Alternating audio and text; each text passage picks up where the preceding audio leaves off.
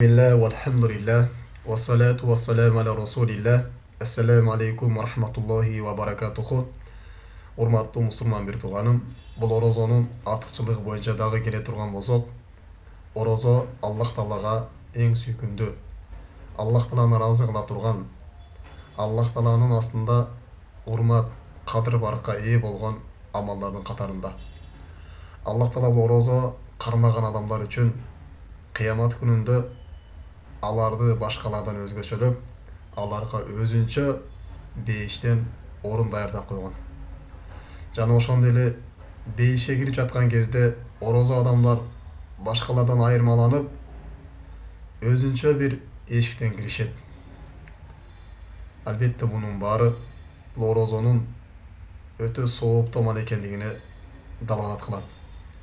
Жана бизди ушул орозонун кыйынчылыгына чыдап, ага сабырдуу болуп, тутуп коюуга бизди шыктандырат. Жана ошондой эле орозону жакшы көрүүгө бизди чакырат. Пайгамбар саллаллаху алейхи ва саллям өзүнүн бир хадистеринде айтат: "Инна фил джаннати бабан юқалу лаху райян." Бейиште бир эшик бар, ал эшиктин аты Райян деп аталат. Ядхулуна минху ас-сайимуна яумал кияма. Бул эшиктен кыямат күнүндө орозо кармаган адамдар киришет. Вала ядхулу маахум ахадун гайрухум. Аларга шерик болуп, башка эч ким кире албайт. Кыямат күнү болгон кезде мына ошол эшиктен периштелер айна соймун орозо кармаган адамдар кана деп мына ошол бейиштин оозунан чакырышат. Фаядхулуна минху. Андан ошол бейишке кирип кетишет. Фаида дахала ахирухум. Эгерде алардын акыркысы бейишке кирип кете турган болсо, охулико. Ал бейиштин эшиги жабылат. Вала ядхулу минху ахадун. Алардан башка ал бейишке алардан кийин эч ким кире албайт деп Пайгамбар саллаллаху алейхи ва саллям орозо кармаган адамдар үчүн кыямат күндө Роян деген бейиш болор турганын бизге кабарлаган.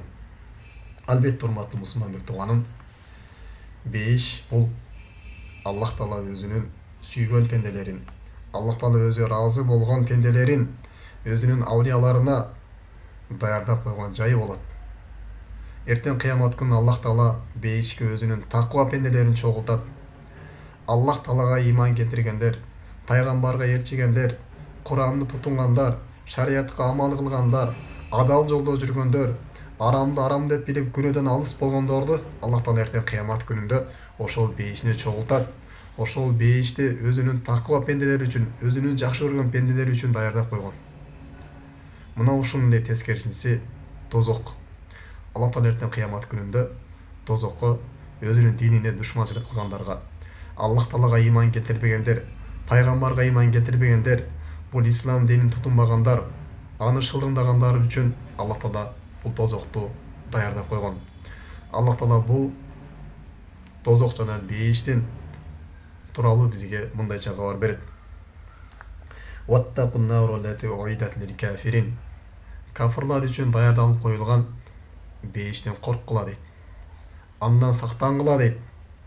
Аллах Таала башка бир аяттарында Инналлазина кафару би аятина сауфа нуслихим нара.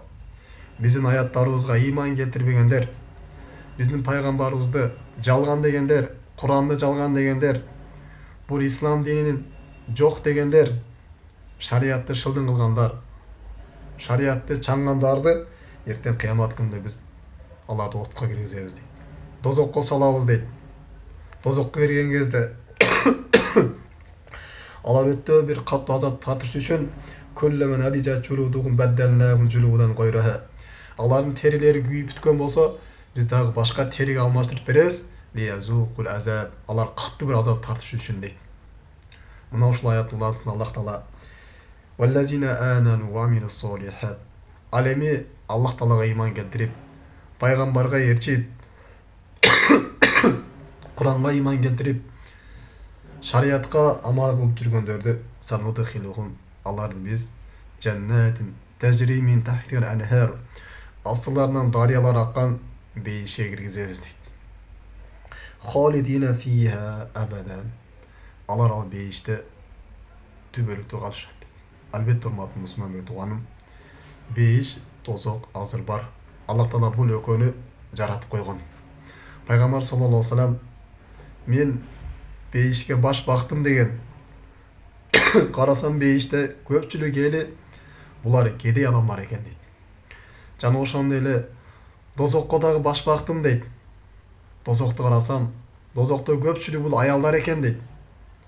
Ошондо бир аял туруп, "Я Расулуллах, неге дозоктун көпчүлүгүн аялдар түзүп калды?" дегенде Пайгамбар саллаллаху алейхи вассалам, "Силер күйөөңөрдүн жакшылыктарына шүгүр кылбайсыңар" деген. Демек, урматтуу мусулман тууганым, бейиш, тозок азыр бар. Жана ошондой эле бул бейишке кирген адам түбөлүктө калат. Бейиш менен тозок бул түбөлүктө жаратылган. Аллах Таала ал экөөнү жок кылбайт. Бейишке кирген адам дагы түбөлүктө калат.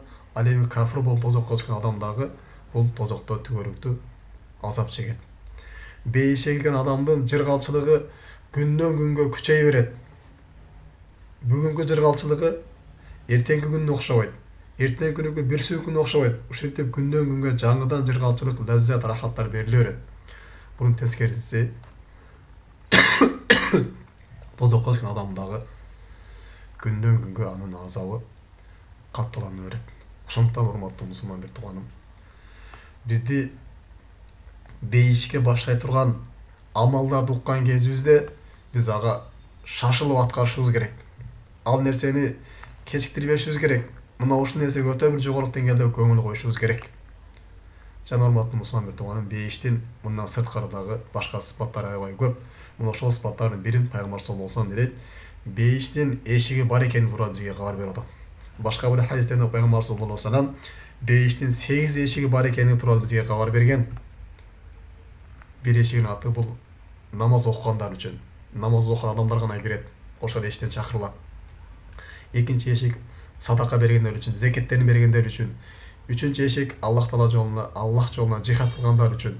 Андан кийин төртүнчү эшик бул Пайгамбар саллаллаху алейхи вассалам айтканда роян деген эшик. Орозо кармаган адамдар үчүн роян деп аталган бейиш. Алар ошол эшиктен чакырылып, ошол эшиктен киришет. Жана ошондой эле дагы Пайгамбар саллаллаху алейхи вассалам айткандай эле бейиштин 8 эшиги бар деген. Анын 7 эшиги жабык турат, бир гана эшиги кыямат күнгө чейин ачык болот деген. Бул кайсы эшик дегенде бул тооба эшиги деген. Тооба кылгандар да өзүнчө бир бейиштин өзүнчө бир эшигинен киришет. Жана урматтуу мусулман тууганым, ким кайсыл амалды көп кыла турган болсо, мына ошол эшиктен чакырылат деген Пайгамбар саллаллаху алейхи вассалам. Ошондо Абу Бакр разияллаху анху бир адам ошол 8 эшиктен чакырылабы дегенде Пайгамбар саллаллаху алейхи вассалам деген, Абу Бакр, сен ошол 8 эшиктен тең чакырыласың деп мен үмүт кылам деген. Демек, урматтуу мусулман тууганым, ким кайсыл амалды көп кыла турган болсо, кыямат күнүнө ошол эшиктен чакырылат.